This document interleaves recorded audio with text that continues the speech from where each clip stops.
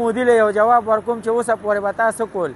د چای والا سړی به اوسه پورې به په هوټل کې باروالي تا کوله او بیا به د چای پخوله ولته کې به د چې کوم دی نه په دغه کې خرڅوله کیبین دې د چای جوړ کړی وه او هغه ورځ تا ته یوې ښځې چې کوم دی نه دغه در کړی چې دا چای والا داسې دی او ستا هغه ابینندن چې کوم دی چې دلته کې ګیر کړی وه او عوامو په سپېړو سپېړو والي او عوامو راګیر کړی او عوامو ته د ګریوانونه شلولي او دا غوږونه یې وله سره کړي وه او هغه وخت کې بیا زمونږ آرمي راله او دلته کې پیچې اوس کله څه کول خو دوی چې لګیا دي زمونږ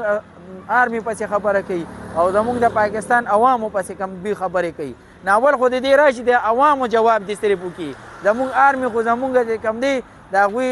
د خو هغه خاورو ته هم د دوی د آرمي او د دوی د حکومت او د دوی د انډیا والا د بګوانان چې کم دی نه دا نشي رسېدی خو زه صرف او صرف مودي ته دا ویل غواړم چې ته صرف ازمیښت د پاکستان په عوامو باندې وکړه ته د خپله آرمي دې صرف د پاکستان عوامو ته را مخامخ کړه نو بیا به ستا پته ولګي زموږ آرمي چې کم ده نو هغه په ټوله دنیا کې راج کوي او په ټوله دنیا کې چې کم دی نو زموږ د آرمي آیسای چې کم ځای کې پرته ده او هغوی ایس ایس جي کمانډوز چې زموږ کم ځای کې پراته دي دا ټوله دنیا کې د هغوی چې کم دی یو نوم دی او موږ د خپل آرمي باندې فخر کوو چې موږ له خدای پاک د څنګه آرمي را کړې ده داسې په دنیا کې د چا هم داسې آرمي نشته او نه د چا داسې پوج شته څنګه چې زموږ د پاکستان آرمي ده او څنګه چې زموږ د پاکستان سپاه سالار زه دا وایم چې دې دې نر شي او دا مودي دې را میدان ته شي او د خپل آرمي دې د عوامو ته را مخامخ کړي چې دوی نه پرتګونه وباسي او دا ورته په سر تړي او که نه تړي ورته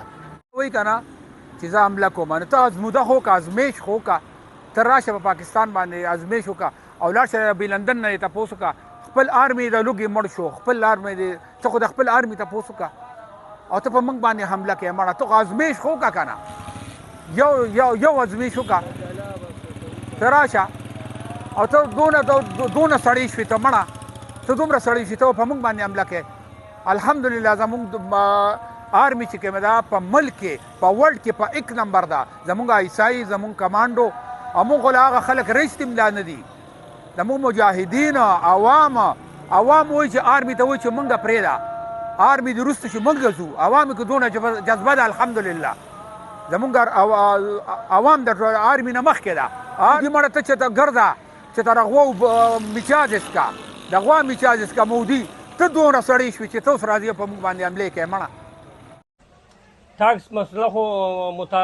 معاهده خو د دغه پلار هم نشي بدلولی دا په علمي بینک کې شوې ده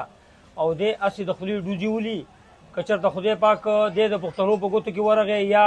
حکومت پاکستان پښتنو له دا اختیار ورکړه چې پرې ورشئ قسم په خدای چې دا د غوږ چې کوم دی په دې پلاس کې نیسم او دلته یې لپاره د غوږ نه نیولې راولم دلته او پړی به مې ورته په غاړه کې اچولې لکه د غوا یا د ګډي د ګډي غوندې له رانه ولمه نو دا پښتانه به بیا په دروغو پښتانه وي د دوی دغه ډوزې دي دوی په سن 65 کې چې کوم دی زموږ نه وال خوړلي دي او دوی چې کوم دی په هر ځای کې بله تېره موده کې چې کوم دی یو بریتو چې کوم دی یو دله غوندې بریتو پایلټ یو دلته موږ ونیولو او د ګډې غوندې مو واپس ورواستو دی نه اوبه بندولی شي او دی نه حمله کولی شي او دی د پښتنو په باره کې دی خبرې کوي چې زه به پښتنو څه داسې وکړم او هغسې وکړم قسم زما په خدای دی چې پښتنو له حکومت پاکستان اجازت ورکړي چې د دوی هندوانو له زموږ ښځې رانه وستلي نو هو او دی د مودي په غاړه کې مله ما پړی وانه چو که نه او د ګډې غوندې مې له پاکستان ته رانه وسته نو زه به د سړي بچی نه یم پاکستان زنده باد